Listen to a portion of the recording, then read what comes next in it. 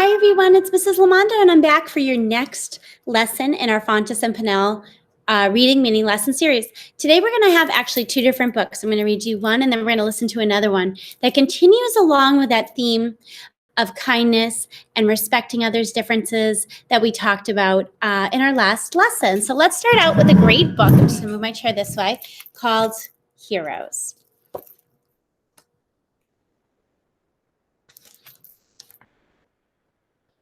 My dad drove me to school every morning, but I wished he wouldn't. That was because other kids walking to school always turned around and stared.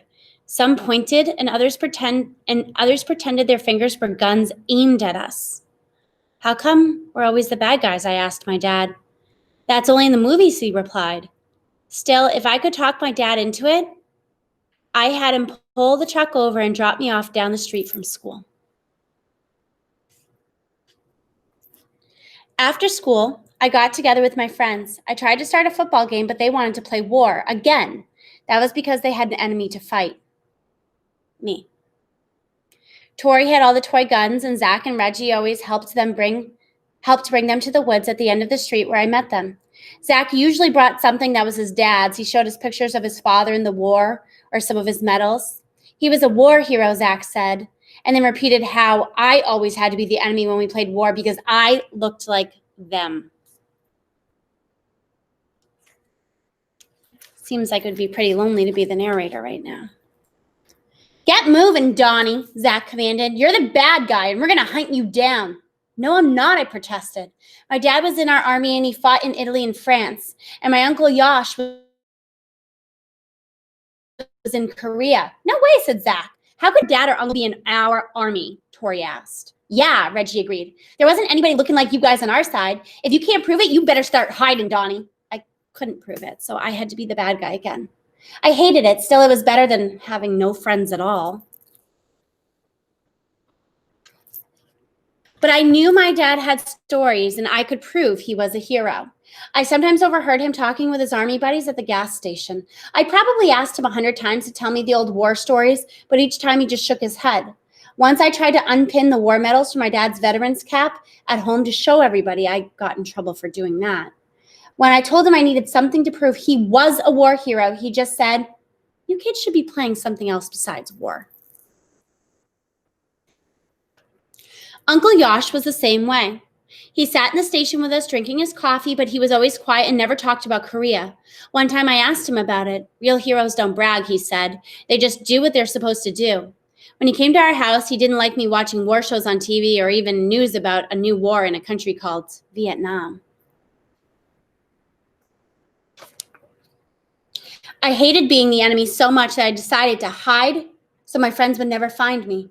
I stepped quietly through the woods. Beams of sunlight shone between the trees. I kept going into the forest, farther than I ever had before. The sun faded away and the woods got darker. All I heard was my shoes crunching twigs. Then something rustled in the bushes. It wasn't Tori, Zach, or Reggie. I was scared. I knew I had to find my way out of there, but what if I had been walking around in circles? I sat down on a big rock and tried to think, because the worst thing I could do is panic. Heroes don't panic. They just do what they're supposed to do. As Captain Donnie Okada, I led my men slowly, surely, and calmly through the thick forest until I saw sunlight in the distance. I came out into a clearing. It was good to feel the sun again.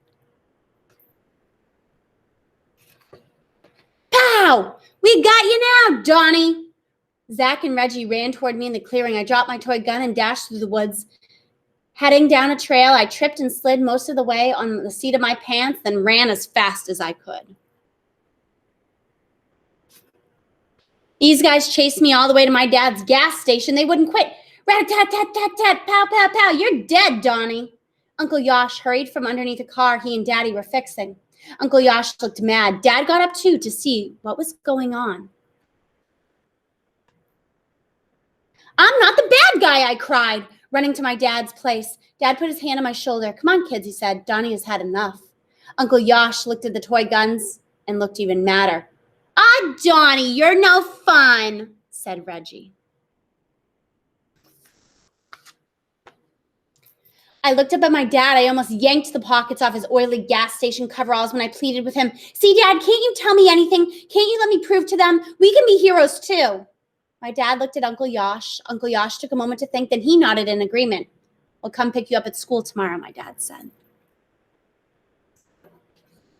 At school the next day, the kids called me Sissy and Daddy's boy. Finally, the bell rang and I headed toward the door. My classmates walked together in a big group and followed me. Hey, Donnie, someone called out. They all pointed at me with their fingers like guns. Rat-tat-tat-tat, pow-pow. They chased me down the hallway. I hoped Dad and Uncle Yosh showed up like they said they would. Outside, the kids were excited and pointed to something down the street. I looked that way and couldn't believe my eyes. What do you think it could be? My dad stood by his truck with his coveralls on, but he was also wearing sunglasses and a veteran's cap with medals all over it, more than I had ever seen before. And I couldn't believe Uncle Yosh. He also wore sunglasses along with his uniform and an officer's hat. All the ribbons on his chest looked like the top of an open crayon box. His decorations and shiny brass buttons gleamed in the sun. Uncle Yosh held my football in his hand, and when he found me in the crowd, he shouted, "Hey, Donnie, catch!" He threw the perfect spiral.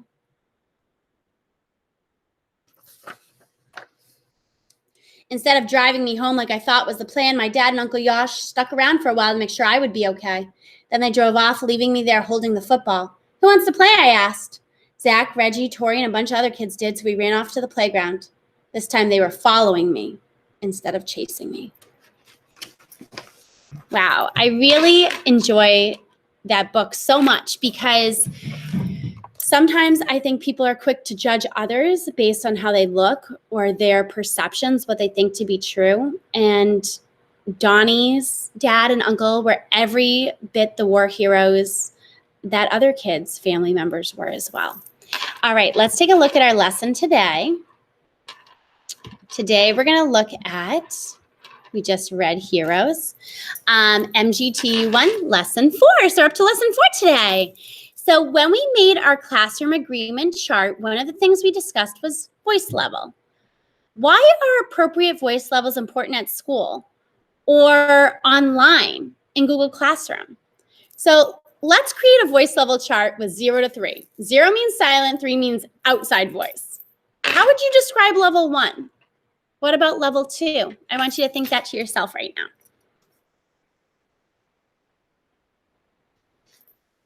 So in my mind, right, level 2 would be a voice like this. I'm projecting, you can hear me, but I'm not loud. I'm not screaming, I'm not on the playground.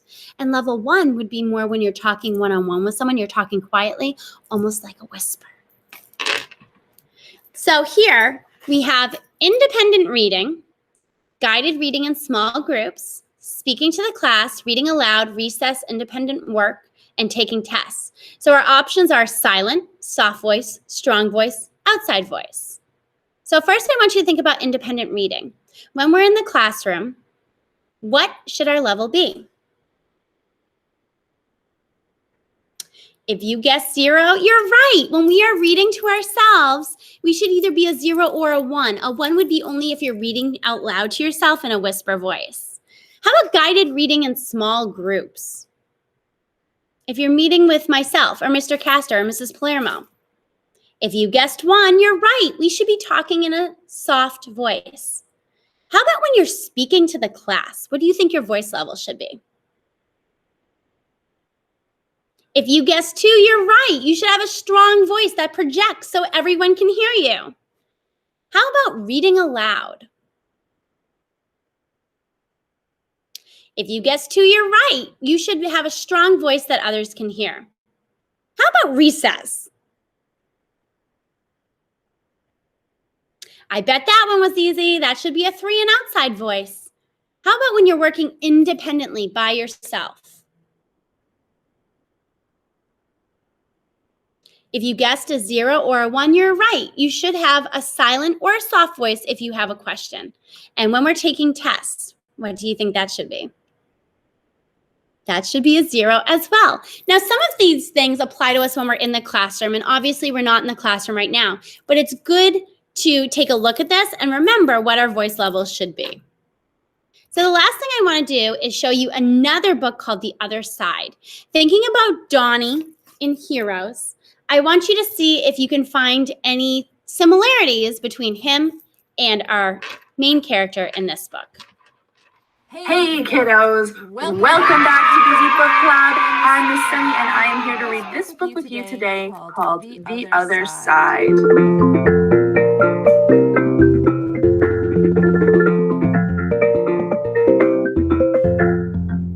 But before we get started, please remember to hit that subscribe button down below. It's big and red and it helps me out so much. This book is by Jacqueline Woodson and it's illustrated by E.B. Lewis. Joining me today is my very good friend, Forrest. Hello, everyone. Oh, Forrest, I'm so glad when you join us. Yeah.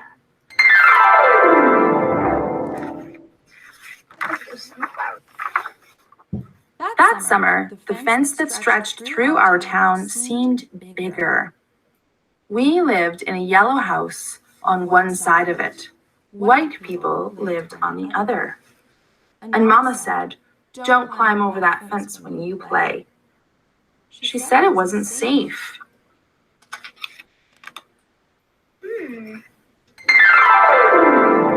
That summer, there was a girl who wore a pink sweater. Each morning, she climbed up on the fence and stared over at our side. Sometimes I stared back.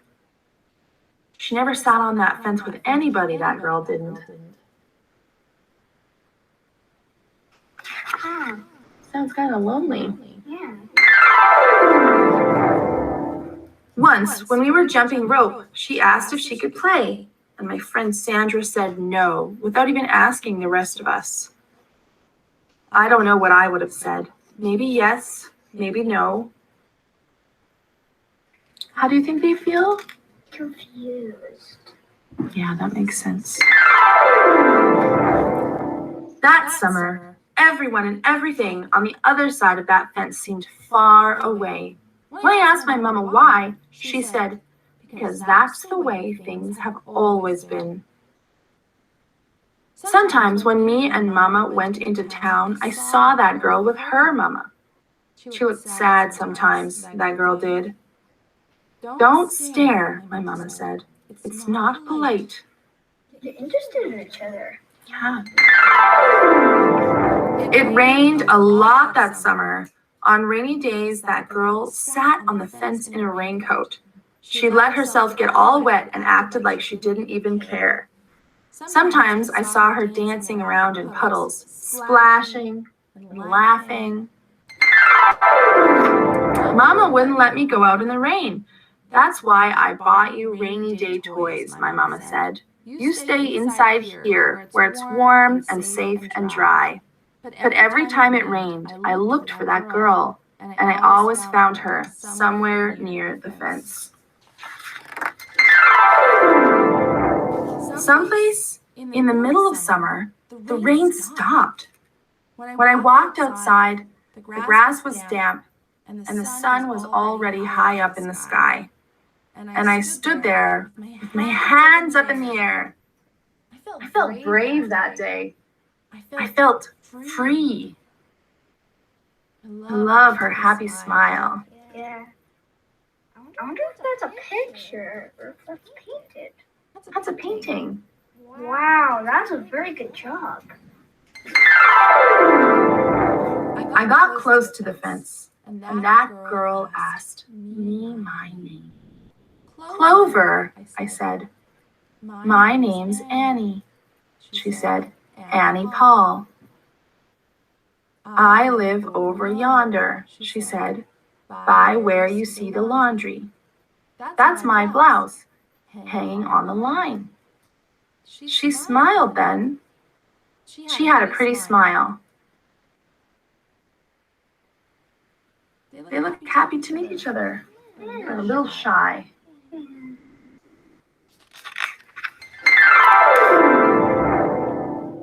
And then I smiled. We stood there looking at each other, smiling. "It's nice up on this fence," Annie said.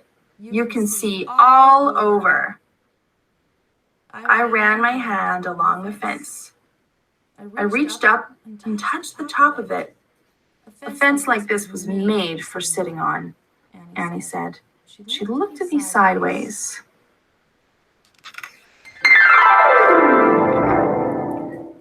My mama said I shouldn't go on the other side, I said.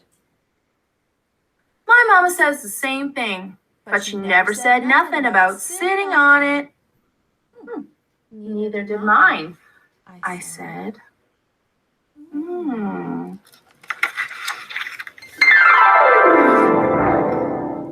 That summer, me and Annie sat together on that fence. And when Sandra and them looked at me funny, I just made believe that I didn't care. They're putting on their roller skates and riding on a scooter. That's fun. Some mornings, my mama watched us. I waited for her to tell me to get down from that fence before I break my neck or something. But she never did. I see you made a new friend, she said one morning. And I nodded, and Mama smiled. That summer, me and Annie sat on that fence and watched the whole wide world around us. Good for them. Making a new friend feels really nice. Yeah. One day, Sandra and them were jumping rope near the fence, and we asked if we could play. I don't care, Sandra said. And when we jumped, Sandra and me were partners, the way we used to be.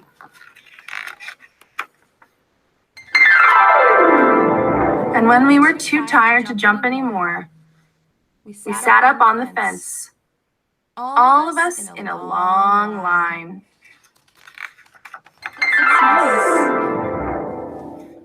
Someday, somebody's going to come along and knock this old fence down, Annie said. And I nodded. Yeah, I said. Someday. I think they're excited about it because then they can visit each other. Yeah. Sounds like the adults in that town have made that fence to keep the Black people and the white people apart. And that is definitely an old way of thinking. And people worked very hard to tear the fences down. The real ones and the invisible ones. And today people are still working very hard to tear those fences down. So that's why people sometimes have fences around their houses. Oh, that's different. Talking about the fence of the old way of thinking and the new way of thinking. I see. Taking down that fence. Yeah. Thank you so much for joining me on this very special book called The Other Side by Jacqueline Woodson. If you like the... All right, we're going to pause there for today. So hopefully as you listened to that book, you saw that a character, much like in Heroes, was able to overcome differences and go against societal norms in order to do what she in the other side and what he in Heroes felt was right. So again, as we leave off for today, I want you to remember to show everyone around you kindness and respect, whether we're here in the classroom or whether we're in our Google Classrooms. All right, I'll see you next time. Goodbye, readers.